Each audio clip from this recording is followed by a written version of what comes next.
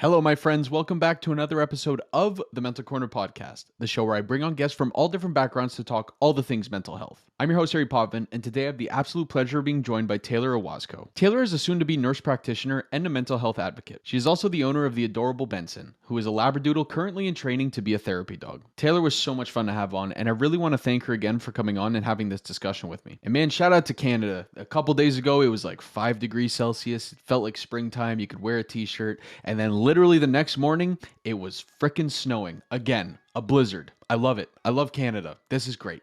Thank you. Thank you, Mother Nature, for continuing to just make my day with the beautiful, beautiful weather. And if you couldn't tell, that was all sarcasm. My thoughts and prayers with all you Canadians who aren't big fans of the snow like myself. Now, before we get into the episode today, guys, you know the drill. If you're listening, please like, comment, share, subscribe, give 5 stars if you're on that podcast platform. Share with someone who might want to hear this episode. It's a really great one, and I can't wait for you to listen. I'll talk to y'all very soon. Have a great rest of your day. Peace.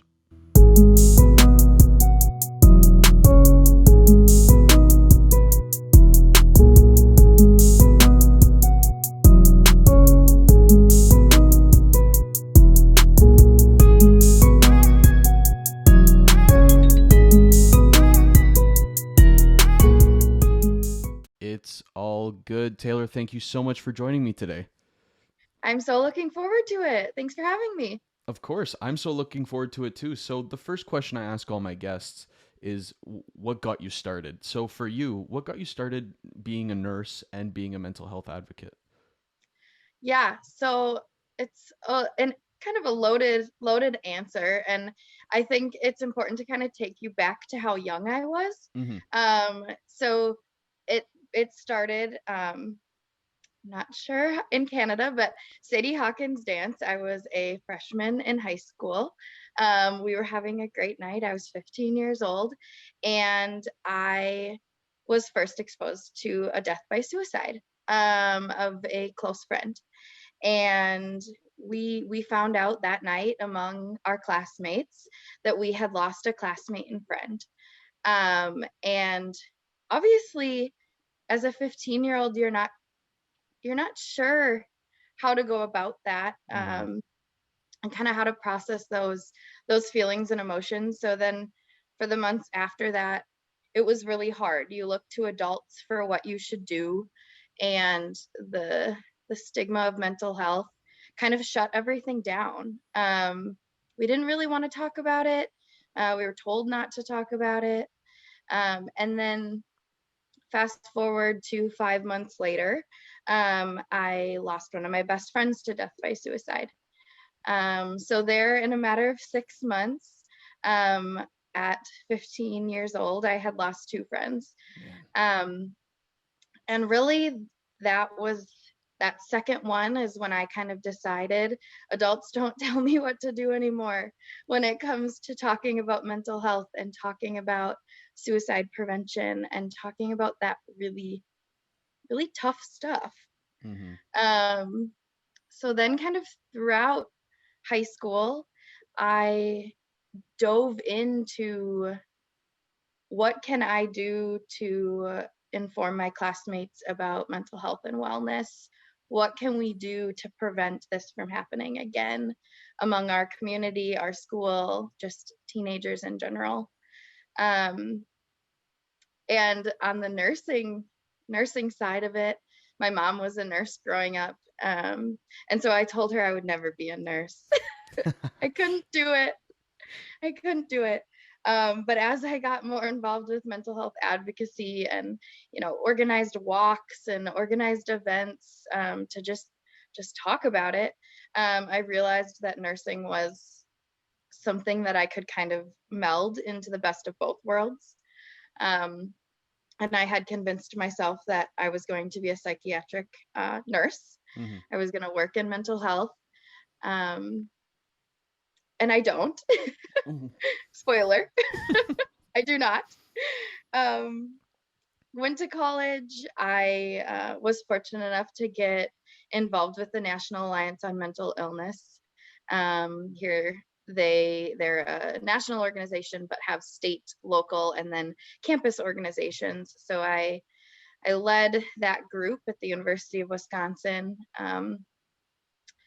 started some support groups right there on campus for individuals that identify as having a mental illness, Hmm. but also advocates and allies, and got a suicide prevention organization started up while I was in college.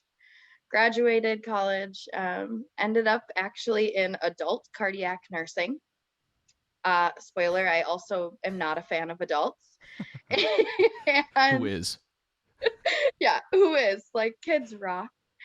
Um, about a year into that, made my way into pediatric cardiac nursing, critical care, and realized that I love pediatrics and the thrill that I got from mental health advocacy and being there for others and spreading this knowledge, and just building people up was the same thrill that I could get as a critical care nurse, and really serving these patients and families and building their mental health up, even though they're not realizing it because they're focused on the physical condition of their child. Mm.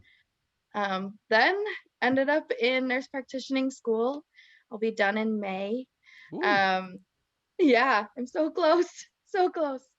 Um, Not quite sure where that will bring me. It's my licensure will be pediatrics. Not quite sure what specialty will pull me.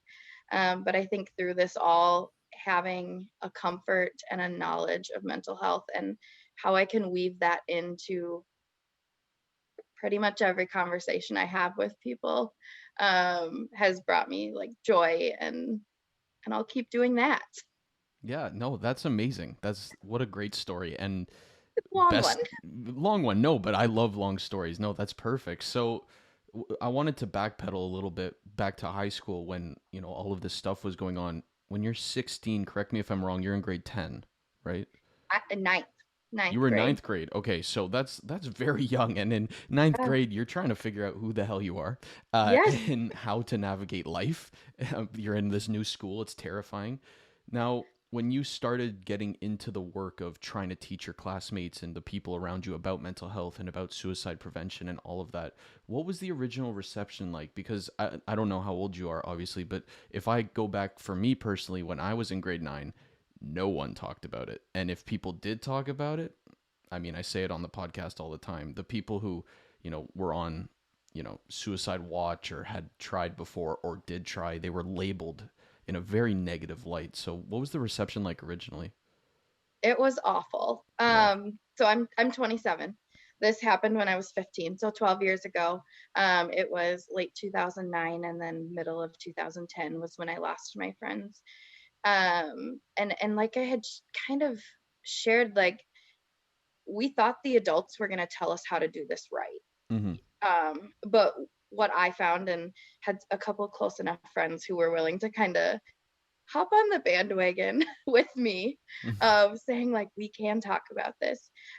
We found that we kind of had to forge our own way because we didn't, I mean, you had access to the internet, but still back then, mental health, the good stuff wasn't out there. Mm-hmm. Um, and so, you start talking about this and people start to wonder, well, are you struggling? Should we watch you? No, I'm talking about this because I want people to not struggle. Yeah. And I want them to know it's okay to struggle, but to tell us. Um, and so I think I use the story of, do you remember the Livestrong, like, wristbands that used to Yeah. go around, like those rubbery wristbands that Right. They're people like had? yellow and black or, Yeah. yeah. So we would make those for everything under the sun, sports or whatever. Well, we made them as fundraisers for the families of our friends, who had died. And we couldn't have them at school Really? because it was a reminder and a fear of the adults in our life at the time that there would be another death. Mm. And so, yeah, we, people were labeled negatively. We were quieted. Um, it was pretty bad. Yeah, no, I that's one unfortunate thing that I've actually experienced in discussion is this idea that once we normalize, you know, suicide prevention, and we normalize mental illness, and we normalize mental health challenges, then it's going to create more, because more people will want to hop on that bandwagon. And my only response is, it's not a bandwagon. People need to talk about this. It's not a trend. Like, people are trying to take their life because they don't have any other option. Like, Yes. such a strange way to look at it. Yeah. And I think in some ways I now am old enough to reflect that I'm glad that I had that experience because it fueled my fire. Right. It fueled me to say, you all are acting how I don't want to act.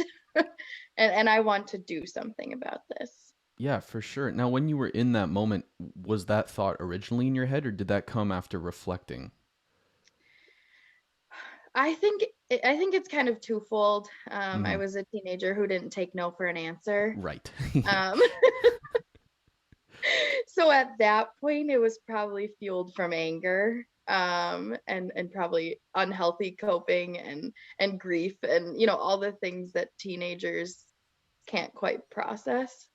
Mm-hmm. But a few years later, I was able to say, like, I'm glad I had to do that. Like, I'm glad I had to push against those barriers, um, to kind of get where I wanted to get. Yeah, And absolutely.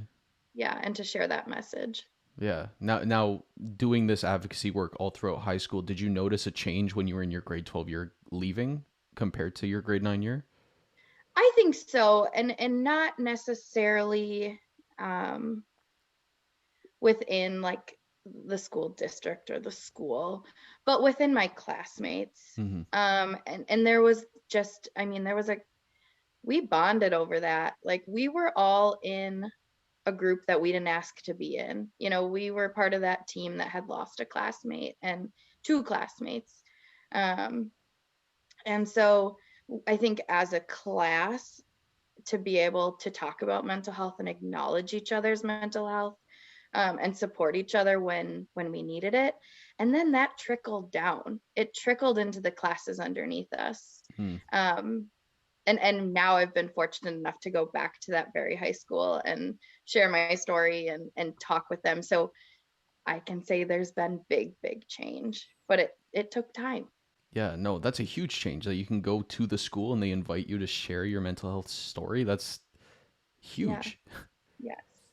Looking back, and they wouldn't even let you have a bracelet, and now you're allowed to share your story. I love that. Yeah. I love everything about that. And the story that you just shared is a perfect example of how it starts with, not, I don't want to say the older generation, but it starts with us essentially, to keep the conversation going with the younger ones. Because when you can look up to someone who's sharing a story like that, it's a lot less intimidating to open up about your own stuff, because you're like, oh, Absolutely. it's been done before. Yes. Yeah. And I had the opportunity, I mean, to stand in this auditorium that I had been a high schooler. I had sat in that auditorium, learning about who knows what, Mm-hmm. but to share my knowledge of mental health and then have this really great open discussion with these students, and to see the teachers and the counselors and the principal interact with them and have that discussion about mental health was something that I never would have gotten to have. And so that was just, I mean, incredible. Yeah, no, absolutely. Now, when you left high school and went off to study nursing, how did the advocacy work that you did it kind of translate well into university, or was it still kind of a challenge to push into people? I think it was easier in college. It was easier at university. And I think part of that is because I started young. I brought what I had learned with me.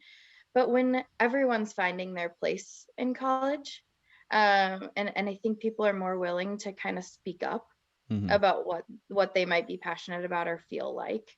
And I was fortunate to land in a big university. I mean, there was over 40,000 people there. Wow. Yeah. Um, that already had these small student organizations, which grew while I was there, which was really cool to watch, but that were focused on mental health and advocacy. So I could learn from them. and I didn't have to learn on my own. Right. Yeah, no, I love that. We had a couple groups at my university as well, but I don't think I ever really like appreciated them enough until near the end of my university experience. Like they were always there and I was always kind of like, you don't need that. And then when Yeah. you start going on your own personal journey or whatever, you're Yeah. like, "Oh wow, I love that there's these things." I think more kids need to use these resources. Yes. Yes. And I think it was really cool. University of Wisconsin really, really supports like those first couple weeks as a freshman, finding organizations you love, and also things that might make you uncomfortable. Mhm. You're growing up, you're 18, like what might make you uncomfortable, what might help you find your path.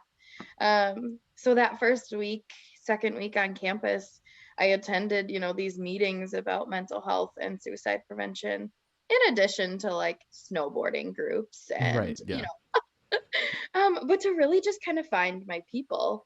And I found that the mental health focused orgs were my people, and I really enjoyed it. Yeah, absolutely. Yeah, I mean, when I was 18, what didn't make me uncomfortable? I was trying so Yeah. hard to be cool. I Yeah. don't like And that. and there you were kind of a number because it was so big. Right. So how were you going to give a name to that number? And that's kind of how I looked at it with advocacy. I love that. Yeah. Now, is there anything that you would, if you were to go back to yourself in grade nine, is there anything that, any kind of advice that you would give grade nine you, knowing what you know now about the whole mental health advocacy? I think just it probably would have been like start sooner and don't listen to no.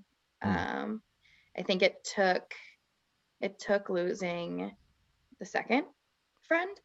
And you know, when you're a suicide loss survivor, you always like, what if? What could we have done? right.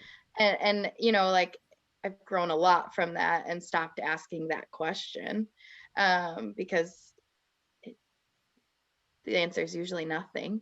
Yeah. And so but it you know start sooner, start talking about it, don't allow the stigmas and um, your classmates looking at you like you're kind of crazy, you're talking about something we're not supposed to talk about. Don't let that stop you.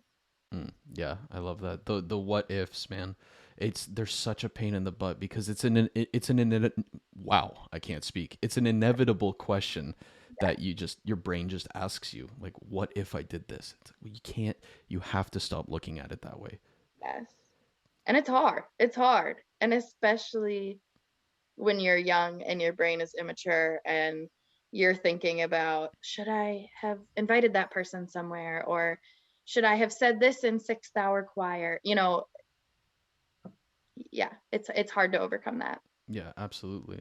When this whole thing was happening, we talk about, your advocacy work and raising awareness, but for you personally, losing someone as close as a best friend to suicide, how did you over the years overcome that kind of, well, I don't know about you, but you know there were students in my university that took their life from suicide, and I barely knew them, and Mm-hmm. still I found a way to, one, blame myself, and two, just look at life in a negative way, like, oh, nothing even matters, like kids my age are taking their life, so why should I care? For Mm-hmm. you, having someone as close as your best friend experience that tragedy, how were you able to get through those negative thoughts? Um, Unfortunately, I have had a lot of experience with death.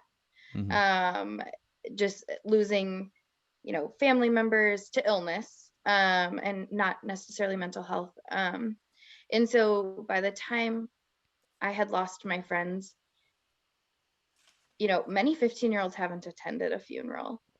Right. Um, I had attended more than I wish to admit, Yeah. and still have since that time. And I think, um, you like never really get over grief, but you kind of learn how to navigate grief a little bit differently. Um, I think so I had shared that my mom was a nurse. Well, she was a school nurse in the district that I went to school. Mm, And she, bless her heart, fueled my fire and kind of when I was told to be quiet by adults in the district, she kind of said, like, I'm not going to stop her. Yeah, let's go, Um, mom. yeah. Even though like it was a hairy time because she was working there. Mm-hmm. Um, but I think she kind of helped. She knew that that's what I needed to kind of get through that loss, was to give back and to give something to others, which still is my coping mechanisms for everything. When I'm hurting, I give, and it's kind of, that's just how it goes. Mm-hmm. So I think that's really how I processed it, was, you know, unfortunately we can't bring these people back. I will process grief, but how will I process it? And advocacy was my way to get through it. Mm-hmm. And talking about them, it was my biggest pet peeve when people wouldn't say their names or wouldn't share their stories. Yeah, that because and it's all in like a good faith, good heart because they don't want to bring it up again, but that's you have to you have to have these uncomfortable discussions because if you just kind of let that go, I mean, you have to let the like you said, the feelings of grief go and everything, but if you let that whole experience go, then there's no Yeah. lesson. You don't learn anything. No. And so my favorite, and like still to this day, my favorite questions about anyone I've lost, are always like, what was your favorite thing about them? Or, what were experiences that you loved? And it's kind of like my friendships with them stopped when I was 15, Mm-hmm. even though you imagined futures, with these friends. And so it's really, it's fun to reflect, I think, and is helpful to me. I know that that is not helpful to everyone. Right. Yeah. No, I'm the same way because I've experienced a couple funerals myself. I was a little older. I was in university, but I don't think I realized how much it had impacted me because they were close family members. I don't think I realized how much it impacted me until we started sharing those stories, and I was like, "Oh, there's a lot to unpack here." Like I kind of just suppressed how I felt about this whole thing, and but the conversations and the experiences that like my family shared with each other, it got it out, and I Yeah. think that's important because you take away that whole. I've had this conversation on the podcast before about the whole idea of death and how we in the Western world kind of just push it away and don't want to talk about it, and it's like this weird taboo thing. But I Yeah. think the more we talk about it and the more we just bring up those conversations about, oh, she used to do this, he used to do that, it's very beneficial. Yeah. It's in many ways healing, I Mm-hmm. think. And I think you bring up how we process it in the Western world. Elsewhere, it is healing to them to think about death and afterlife and those types of things. Yeah. Yeah, absolutely. Now, you're still in nursing school right now. Yep. To be an NP. Yep. So exciting. Yes. How are you doing? Because in Minnesota, I don't know what the regulations are, but over here in Ontario, it's all online schooling. Um, it's a little bit of both. Mm-hmm. So, our kids younger, like K through 12, it's district to district what it looks like right now. Are they in person or are they online? University is a little bit the same. It depends on your program. Mm-hmm. Now getting my doctorate and being so close to the end, there's a lot of requirements that have to occur in person. For example, being in clinic and providing care to people, Right. Yeah. to learn. So I'm about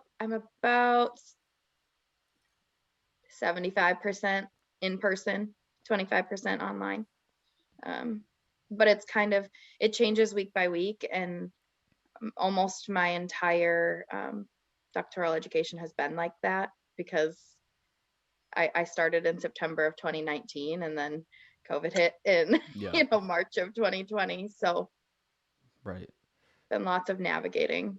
Oh yeah, I can imagine. How were you able to actually no, I'm gonna ask that later.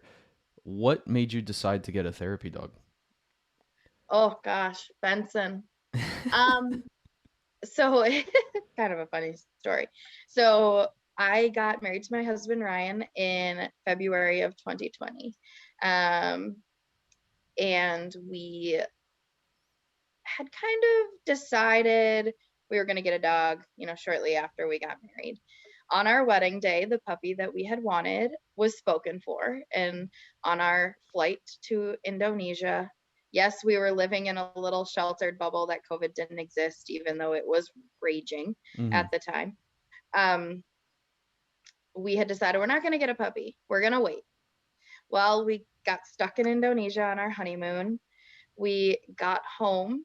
I was quarantined because we had gone through South Korea. And so I was not allowed back in the hospitals Right. or clinics or anything. And I was stuck for 14 days and I decided we were going to get a puppy. So, and when I had searched, what kind of dog we wanted, I knew I wanted a therapy dog, in the long run. And so we ended up getting the brother of the puppy that we originally wanted, which has turned out great Mm-hmm. because Benson he aims to please, he loves people, and he has just, loved his therapy training journey, as have I, even though it's been challenging at times. He is about as stubborn as I am, which is very. And I knew when we first got him, my goals were someday I want to bring him to work with me. And I think that goal is still there, but I also have now seen how much he gives back to not only my husband and I's mental health and keeping us going through all of this, but also strangers on the internet. Yeah, That's right. how we, came to be. And also just, I think I'm realizing that my advocacy efforts have been dampened by COVID, and kind of I'm not able to get out there and do things anymore. So I want to use him again as a team and get back out there, and kind of work in that mental health realm as volunteers. Mm-hmm. Had you ever had any experience or interactions with therapy dogs before Benson? Yeah. Actually, at university, we would work with a therapy dog organization and we would bring like 5, 10 dogs in to events where we would have hundreds of college students Yep. come and just love on these dogs. So that's one of the first times I think that I was like, I could do that. We could have one of those. Right. Was that during exams? Because my university did something very similar. Exams, midterms, just being involved in the mental health orgs, I would bring them to random meetings because who doesn't want to snuggle a puppy? Right. Yeah. No, that was always the best news, and that was the only reason I got excited for exam season. Everything else was just you could Oh, t- keep it. I don't want it. I don't want these exams. But as soon as I saw that poster for dog cuddling session, I was like, let's go. We have to go. I would bring my friends. We'd sign up right away. I'd make sure we had a spot. Man, so many puppies. yes. Yeah, so he and I have, just our test left to take. He has passed his good canine citizen, test, which basically says he is an appropriate dog out in public, although sometimes he's still rowdy.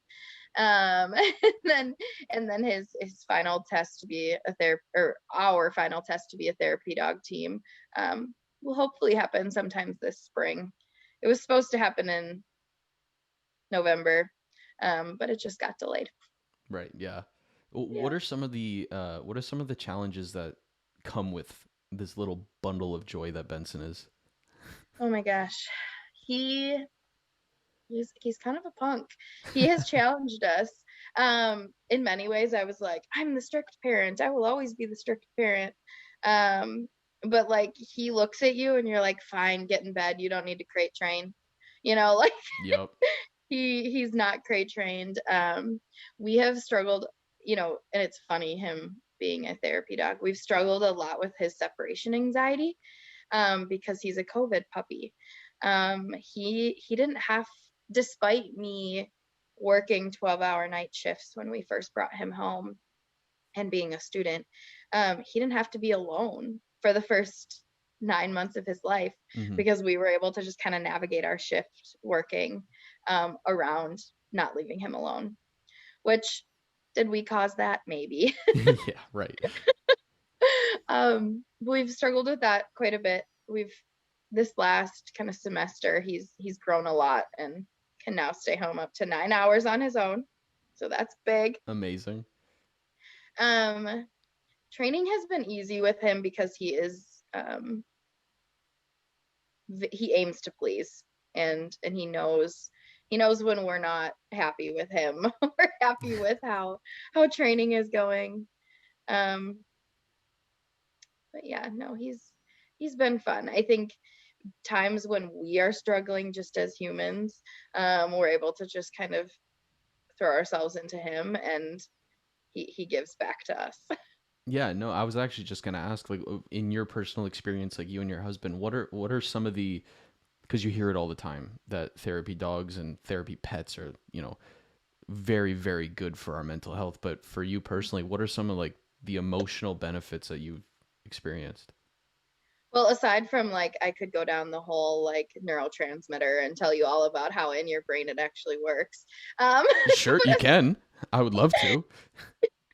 there's lots of research about how just simply petting a dog or cuddling with a dog will release that serotonin in your brain, that happiness. And so, I mean, I can. There's times where it's like I don't even want to get out of bed. I mean, and he doesn't give you that choice. Like you have to go walk the dog. Yeah. And then once you've gotten up, you're like, okay, I can pet him. And then you can feel that. You can feel that in yourself. Um, so I think in many ways he gives to our mental and emotional health, because we don't have a choice. We don't have a choice. You have to get up, and I think um so like as I've shared with you, like caring and giving back is something that like keeps me going and keeps me healthy. And I think for people that are struggling with mental health, caring for something um can really serve them. Hmm. And so, you're walking him, you're feeding him, you're bathing him, you are playing with him. um I think all of those have helped us kind of get through COVID. Yeah, I can imagine. The whole topic of therapy animals, and I mentioned this with you through Instagram. It's just I love talking about it because I've always been a big fan of animals, and to finally see people acknowledge the fact that they're awesome is great. But one of the, it's like when I was looking up benefits to therapy animals and all of this stuff, by far my favorite study that they did. Um, they had I think it was around 50 students or something, and they told them about a stressful situation, and the stressful situation was they told each student, you're gonna have to pet a tarantula in the other room. Which for most people is pretty I stressful. Yeah, yeah. I had a pet tarantula, so it wouldn't matter. But yeah, we don't have to get into that. But so I think I'm gonna butcher it, but some of them were petting a real life animal, and it was, it varied from dogs to bunnies to turtles, and the other portion of them were petting a plush toy. And the ones who were petting the actual animal, even if it was a freaking turtle, yeah, experience less anxiety and stress about the situation. So right there, it's just showing you visible proof that yeah, these animals bring so much comfort. yeah, yeah. We were asked. So I do like a Tuesday morning coffee chat with a friend that I met via Instagram, who actually is also a suicide loss survivor, and we just chat on Tuesday mornings. And sometimes we talk about social media, sometimes we talk about mental health, sometimes we talk about our dogs. And last week, one of the questions actually really got us thinking, and it was like, how like we know these benefits of dogs and animals giving to us, but how can we give to them? Like Hmm. how does that work? And it got me thinking, because I think many of the feelings they give us, we give them. Right. um and so I thought the answer was going to be harder than it was. Yeah, right. Never know. We don't know, we don't know what they're thinking, but we like to assume. Yeah, of course. And that there was something I heard where dogs dream about pleasing their owner. I don't know if that's Yeah, true, but that's got to be the the funniest and sweetest thing I've ever heard. Yes, it wouldn't surprise me. I mean, watching Benson dream is hilarious. Oh, does he He bark in his sleep and everything? he barks, he whines, he runs, he like licks things. He's creative. That is so funny. Yeah, no, I love animals and everything. Now, for people who are listening, because I know when I was at university, therapy animals were huge. Like it was a big thing at my university. But I think a lot of people, because it was very easy to sign up and register for a therapy animal, but a lot of people who didn't really think about it at first. They kind of just signed up because they were like, I want a puppy. And they would have Yeah. this little black lab and it's adorable. But there's a lot of work that comes with that. So you who's gone through it, what is some advice that you would give to young people, or not young people, but just people who are in the beginning stages of that process? Yeah. So I think in many ways too, like I think it's important to talk about like the difference between like emotional support animals and then therapy animals. Mm-hmm. Because I think, and unfortunately, um, the emotional support animal title is kind of losing its credibility and the benefits of it. You know, you used to be able to have really any diagnoses under the sun and qualify for having an emotional support animal that could travel on planes with you, or you know, you could bypass some of those restrictions for living, you know, apartments that didn't allow dogs. You know, Mm-hmm. if you kind of qualified for an emotional support animal, you could have one. So then, unfortunately, in 2021, here in the United States, they got rid of kind of some of that legislation with travel. And so you've seen a lot of people start to train service dogs, which is a whole nother can of worms. Right. Um, but therapy dogs, um, not only are they're trained to serve others. So but by default they're serving their owner as well because they have started, you know, they've started to develop these skills. It takes a lot of time and it takes the right dog, I think. Mm-hmm. um, we started training things like obedience the day he came home. So 8 weeks, we he learned how to sit, he learned how to, you know, lay down. We started learning tricks even because a lot of therapy work is just interacting with a client and or a patient or a child, whoever, wherever you are. um, so it starts with obedience, and then you start to learn more tasks and skills. And a lot about therapy work is also the demeanor of your dog. Mm-hmm. Does anything really phase them? Benson, we've been doing renovations in our house since he came home. We've used jackhammers on concrete and he sleeps through it. Wow. He has had his trainer put two cymbals together above his head and he just looks at her like, was that necessary? Um, so I think if if your hope is to have a therapy dog starting when they're a puppy, they don't have to be, but it helps, because you can start to kind of expose and desensitize them to so many things that they might come in contact with. Mm-hmm. Yeah, absolutely. Where do you think the line is drawn? Because there's therapy animals everywhere, and with the rise of popularity, you're seeing the obvious: the dog, the cat, the bunny. But I don't know if you saw that headline of the lady with a peacock on the airplane. She got kicked off because she's like, this is my service animal. Like, Animal. where does that line get drawn, in your Oh, opinion? it's so it's a hairy topic, I think. No pun intended, as we're talking about animals, but Yeah.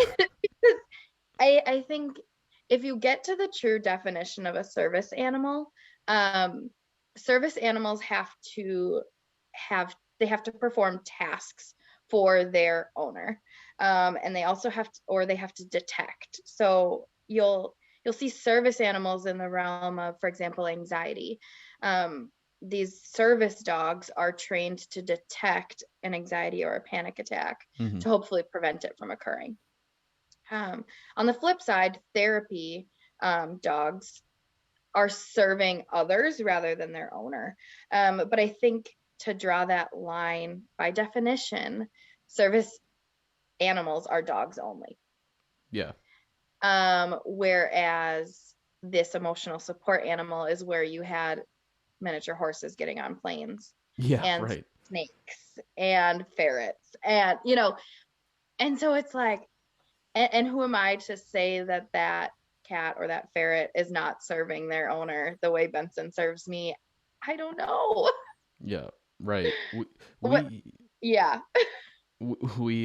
I worked at a zoo, and Oh my gosh, yeah, cool. and one of the in our training they were talking about which like service animals are allowed on site, and they had a list of all the banned ones, and you've got things like elephant and tiger, and I was like, why is this on here? Like, did this happen? Like, has someone brought Had a to. service elephant?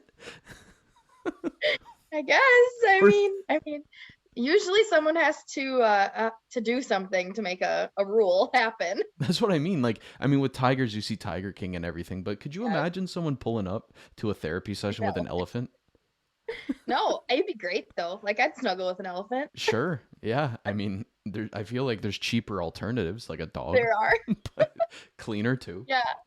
No, I think it's hard, and I think it's like the question of the century at this point when it comes to emotional support animals, therapy animals, and service animals, and their owners and their guides and whatever. And it's I think everyone's kind of trying to navigate that, and how I think the big question too is how do you support service animals and how do you ensure that they can safely go out in public and serve their owner, Hmm. um, while we see this rise in popularity of therapy dogs and emotional support animals.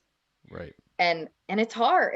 It's really hard to kind of draw that line. I mean, I'm guilty of saying like, okay, maybe we should just task train Benson so he can be a service dog, because then he's not just like nowhere can discriminate against him Hmm. and say he can't come. So I think it's hard. But yeah, Right. it's an interesting topic. Yeah. And I mean, even as we're doing this conversation, my brain is flipping because I feel like all these terms are so close together and yet so different. Yes. And really, the way I try to like kind of differentiate it for people as they're starting to learn about this is the only term that's technically protected, are service dogs. They are the only ones, and I guess I don't know legislation in Canada, but they're the only ones that are protected under the American Disability Act, Mm. as kind of a, for lack of a better term, they're like a wheelchair Yeah. to an individual that needs them. They are a device. Um, and so whereas therapy dogs, they are um, they are allowed where pets are allowed. So there's certain stores that may allow pets. And then therapy dogs are allowed where they are invited. Mm. So, universities will invite therapy dogs to the university, but you technically can't have your pet just in class with you. Right.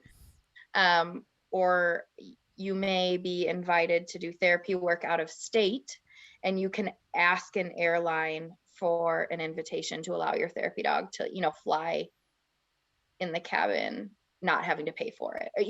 And so there's unfortunately a lot of loopholes too that make Hmm. it even more confusing. Right. Yeah. I actually in university, I hate to admit it, but I tried to register my bearded dragon as a therapy animal because I didn't want to leave her. Yes, I wanted to bring her to exams and everything. It didn't work out, but that's awesome. because I went in and I was like, like how do I sign up? They're like, you have to have a legit reason. Like you can't just want your bearded dragon here. She's my support dragon. I was like, she takes care of me, and then she's like wandering off and not listening to me at all. I'm like, it's I forgot it's a lizard. Yeah. Hey, you never know. You could teach it to like get you a drink or something. I don't know. Yeah, yeah, you could. I didn't, but rest in peace to her. Um, how did you find, or I guess you're still going through it. Like, how are you finding a balance between teaching and raising Benson, and then nursing? Um, I think it's a lot of things that I enjoy, and I've always kind of been someone who needs to be busy. And so, but if I get too into something, I start to not like it. Right. Like, this is awful to admit, but right now in the world we're living in, nursing's not that enjoyable. Right. Yeah. And so it's hard to like that right now. But then on the flip side, like I teach at the university, and seeing up and coming nurses proves to me that I still like nursing. Hmm. Um, but I fit things in where they kind of serve me. I had not intended to actually start therapy training formally with Benson until I graduated in May. So he would have been about 2.5. Um, and then I unexpectedly lost my aunt last April. Hmm. And so I was kind of going through grief all over again, in a different way. And I had seen that I could get him into a therapy dog team training class last July, and I was kind of in this gray area of school where it wasn't super intense. I had taken some time off work, and so I just threw us into it, and it turned into an incredibly like healing and fulfilling process for the both of us, selfishly. Um, and so yeah, I kind of just make it work, and I put the time where I can put it, and I've learned to say no as well a little bit. I'm not that great at it, Right. but just kind of knowing, no, we can't do therapy work this week. I need to focus on something else, and that's okay. Hmm. Setting those boundaries. Yeah. Yeah, that's important. I love it. What's the? Sorry, you already mentioned it, but when does Benson do his final? When do you guys do your final class? Hopefully this spring sometime we'll do his final test. Hmm. He's through all the classes. Um, but I just had probably the hardest semester I've ever had in the fall.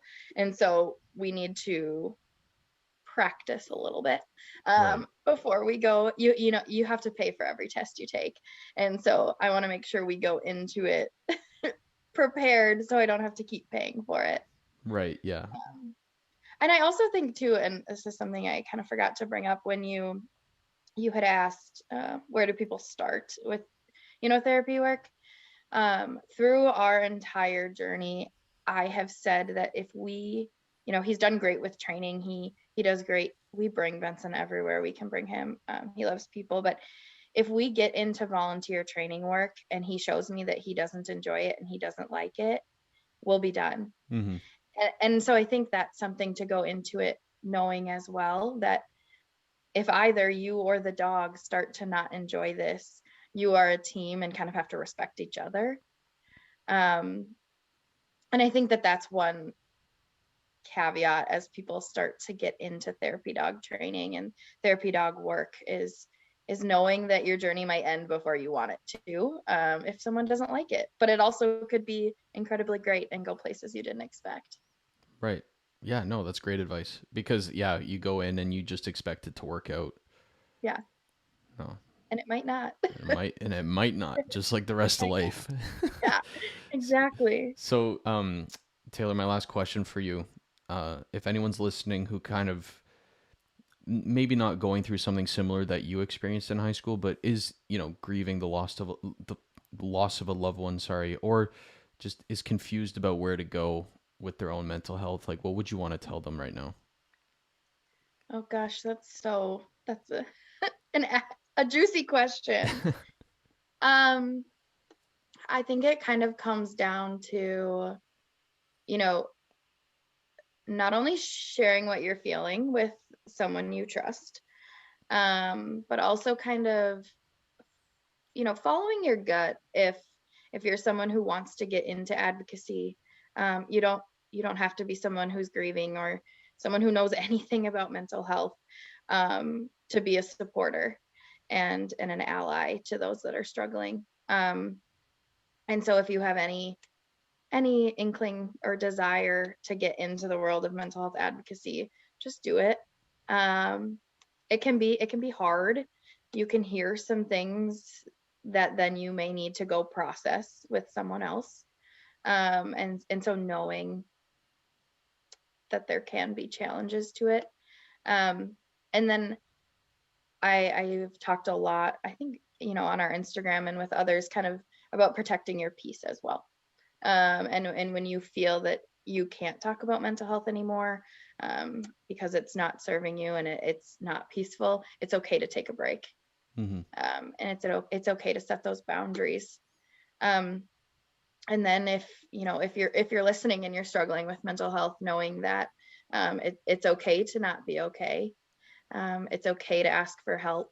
And there's incredible resources out there, no matter where you are. In the world of technology, you don't even have to talk to someone. You can text them or email.